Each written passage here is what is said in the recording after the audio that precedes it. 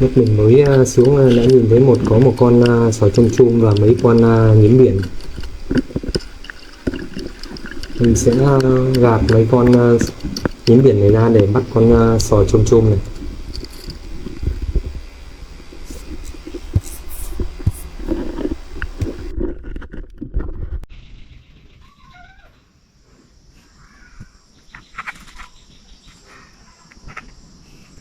Rất là nhiều trứng nhím biển. Đây là tối nay mình gặp mà khá là nhiều nhím biển. Có một con cua ở bên trong trong nó, con nhím biển nó che mất nếu mình chiếu đèn nữa. Đây là miệng một con hầu hương, hay là con sỏi trôm trôm.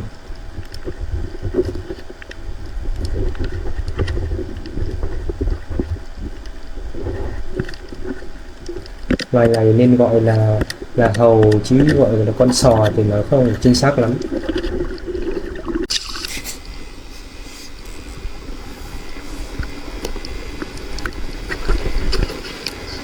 Ôi, mình nhìn thấy con cá song rất là lớn này. Đây nó chui vào trong hang này. Ôi giời ơi, rất là lớn đấy. Ôi giời ơi, lúc nó đục quá. Tức là mình không có súng hay là không có cái ba chia để mà đâm. Mình xem cái hang này của nó xem có thể nằm sau không. Hôm sau đến tìm nó xem sao. Trời ơi, tiếc quá. Trời ơi, bao nhiêu ngày đi mới lại gặp một con cá song như vậy đấy. Ôi giời, nó chạy đấy. Tiếc quá là tiếc nữa con.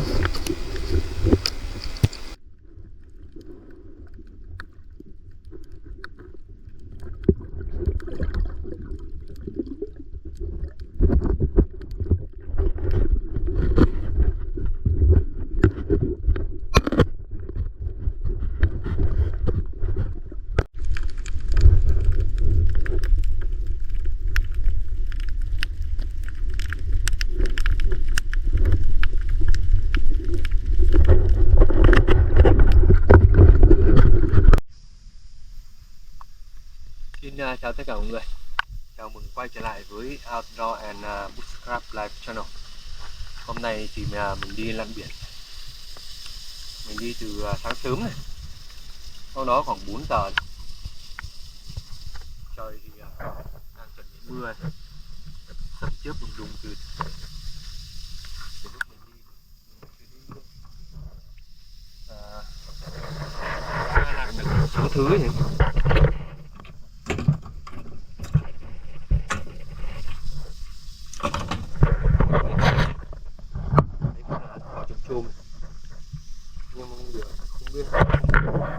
Nước biển hôm nay làm sao nó lại ngứa thế, nó ngấm sứa quá, rất là ngứa, không lặn được nữa. Bây giờ thì mình phải di chuyển đi một chỗ khác để xem nó có bớt sứa thì nó đỡ ngứa không. Mình đi ngược dòng nước nên là sứa nó cứ chảy vào trong người, rất là ngứa, kinh khủng. Bây giờ mọi người theo chân mình nhé. Lúc sớm mình gặp một con cá song rất là to mà không có đồ để bắt nó. Mình quên hôm nay không mang theo cái. Mình đã đến một chỗ mới này để xem có sứa không. Sứa giống dứa để tránh rất là khó nha mọi người. Nó trong suốt như nước ấy. Nhìn nó rất là khó, nên là khó có thể mà tránh được nó. Chỉ đến khi mà nó đốt vào người mình thì mới biết thôi. Và hôm nay thì gặp rất là nhiều sỏi trôm trôm. Đây là một con sò mai này, rất là lớn. Con này có lẽ phải đến gần 2 kg này.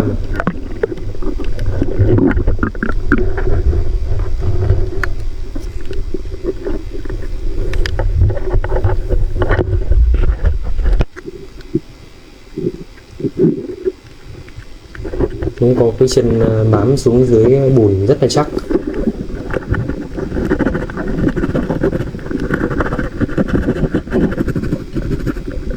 To lắm, nặng lắm.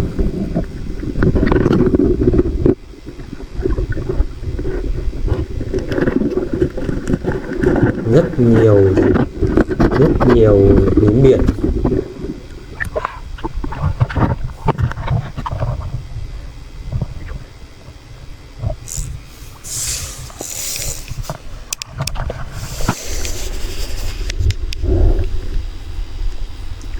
Bây giờ thì mình bắt đầu bắt nhím biển. Mình sẽ không bẻ gai của chúng nữa, mà hôm nay mình vứt luôn lên trên thuyền. Lát nữa thì mình bắt sẽ ném chúng lên bãi cát và tiến hành mổ lấy ruột luôn ở trên bãi cát cho nó nhanh. Còn nếu như mà lặn xuống mà bắt bẻ gai từng con một mà cho vào túi thì nó rất là lâu, rất là mất thời gian, và lại thêm công đoạn là mổ nó để tách ruột nó ra khỏi trứng nữa.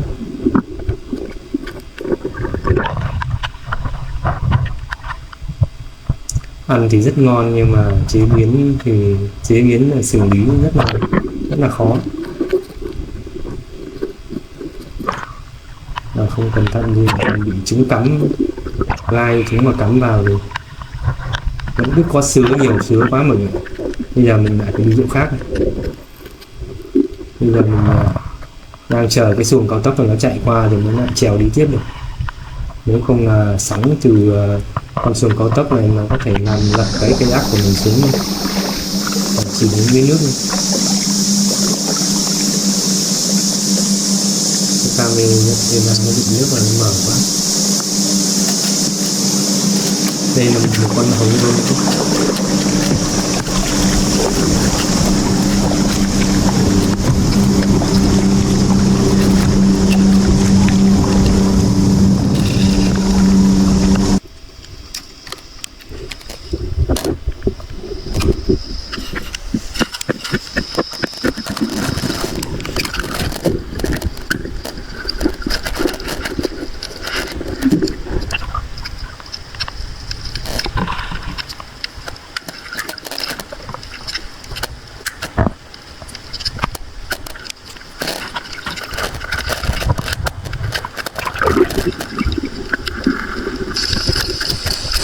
Đây lại là một con nữa.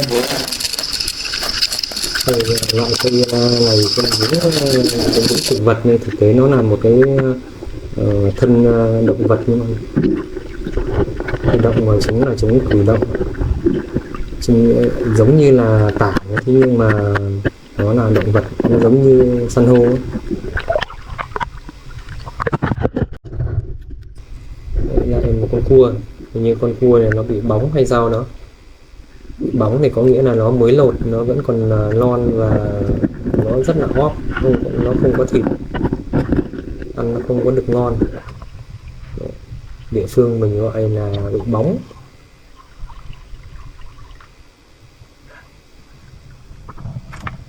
Rồi cứ bắt tạm rồi, bởi vì là trời mưa nhiều này, là các giống cua ghẹ nó sẽ tụt xuống dưới rất là sâu, mình có thể tiếp cận được bắt chúng, nên bây giờ thì chúng trở thành hàng hiếm.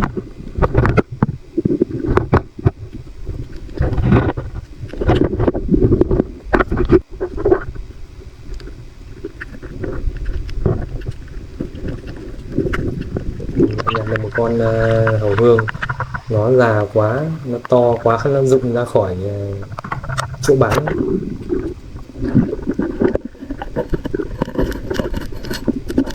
Con nhím biển này không hiểu tại sao lại rụng hết cả gai, thì nó to quá, nó già rồi, rụng hết cả gai, để cầm lên tay một cách dễ dàng.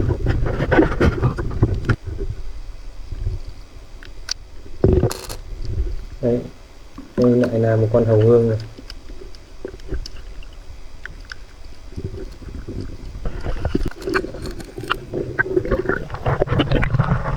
Mình lại tiếp tục bắt nhím biển, bắt khi nào đầy cái khoang thuyền này thì thôi, chắc là sẽ rơi vào khoảng là 30-40 con thì sẽ đầy cái khoang thuyền. Mỗi một buổi đi bắt thì mình cũng chỉ bắt gần đó thôi. bởi vì là cái thời gian để xử lý mổ chúng, lấy tách trứng ruột, tách ruột rồi là nội tạng lấy trứng của chúng ra rất là lâu.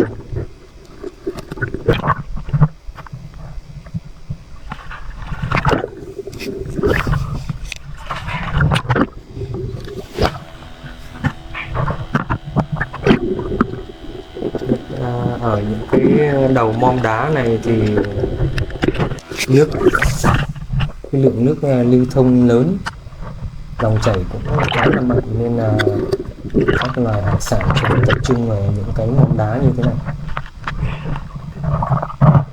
Tuy nhiên thì nước cũng rất là sâu, nhưng mà lặn mà không có bình khí lén thì cũng nên cẩn thận. Bởi vì hơi của mình lặn xuống cũng chỉ được khoảng 30 giây đến 45 giây thôi. Ai mà được lâu lắm thì quá 1 phút một chút, nên là không nên mạo hiểm ra quá xa. Ra quá xa thì đến lúc mình hết hơi quay vào là đuối sức, xảy ra vấn đề luôn.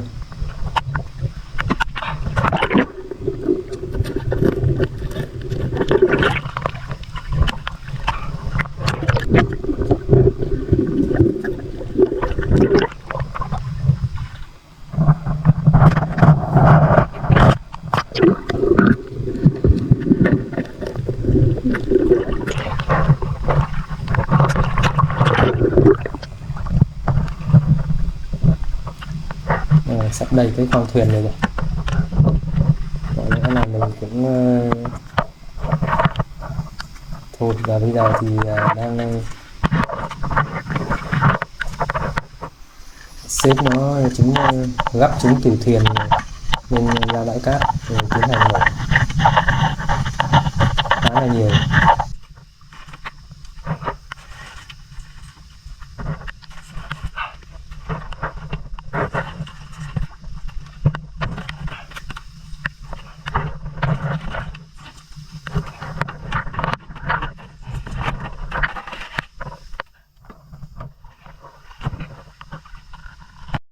Cái chỗ nhím biển trước, và sau đó sẽ xử lý tiếp đến hầu hương. Mình dùng cái thìa này để mổ từ dưới đáy của chúng lên, lật nó ra và tiến hành tách lấy nội tạng ra khỏi trứng để mổ vào trên là trứng.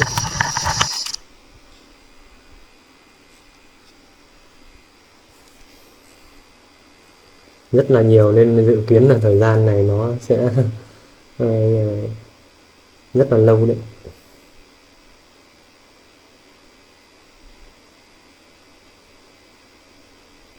Tách nội tạng của chúng ra vừa khỏi trứng với đôi găng tay thì nó rất là khó đấy.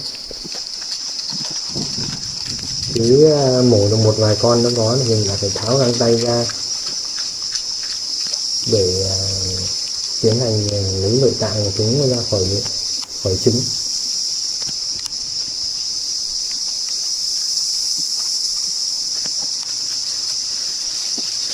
Nên là khi mổ chúng thế này cần phải có găng tay, không là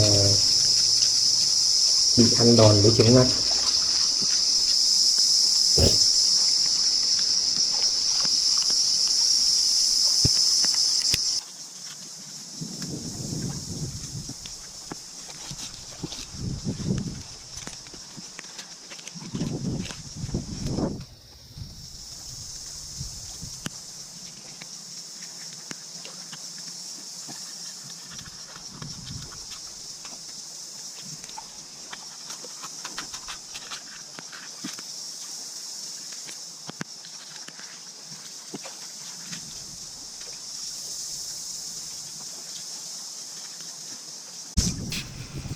Như mọi người thấy là để tách trứng của chúng ra khỏi nội tạng thì rất là khó và rất là mất thời gian. Đấy, mọi người có thể thấy đây những cái phần màu đen màu đỏ đó là cần phải vứt đi, chỉ lấy mỗi cái phần màu vàng thôi.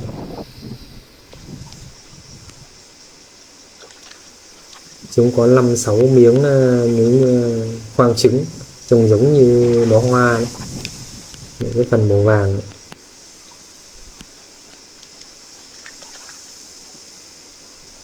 Đấy, những cái phần màu đen này là mình phải vứt hết đi.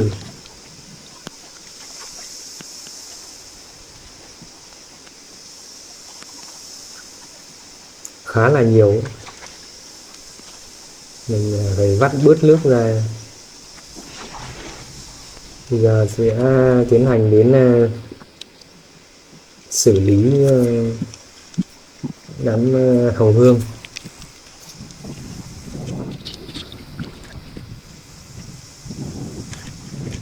Hầu hương này nói chung là phải vứt cái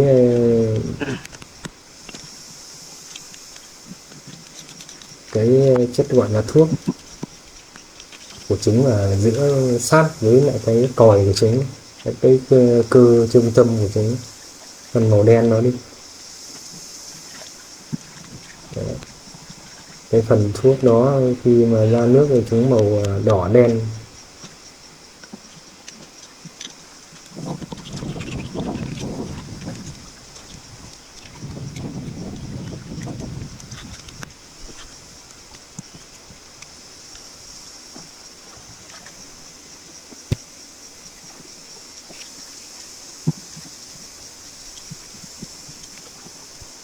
Cũng được khá là nhiều ruột của sò chum chum này, hầu hương này. Có lẽ cũng rơi vào khoảng 1,5 kg.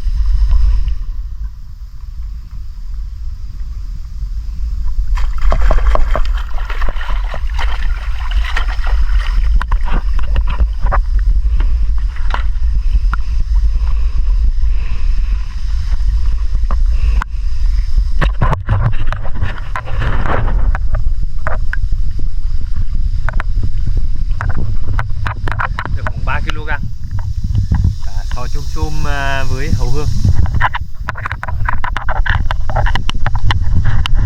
Mưa rất là to.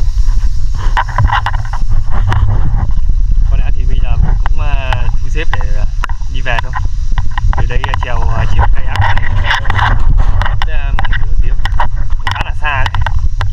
Là bây giờ mình về thôi. Có lẽ mình tạm video ở đây nhé.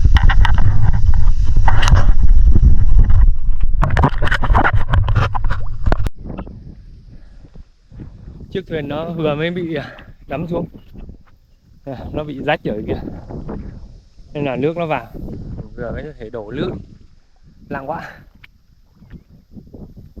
Trời thì đang mưa, cái đó thì bây giờ mình cũng thu xếp để về. Đây đồ đạc tất cả các thứ cũng được theo mình. Nước nó vào mất rồi.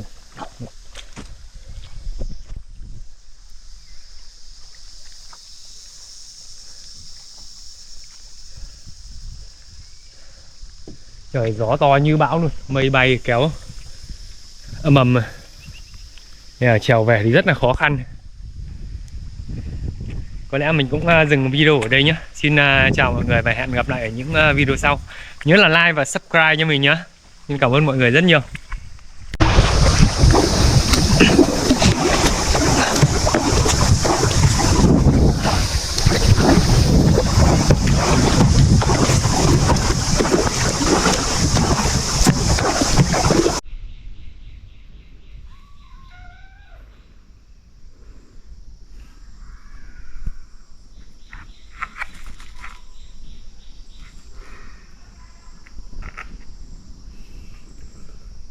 rất là nhiều trứng nhím biển.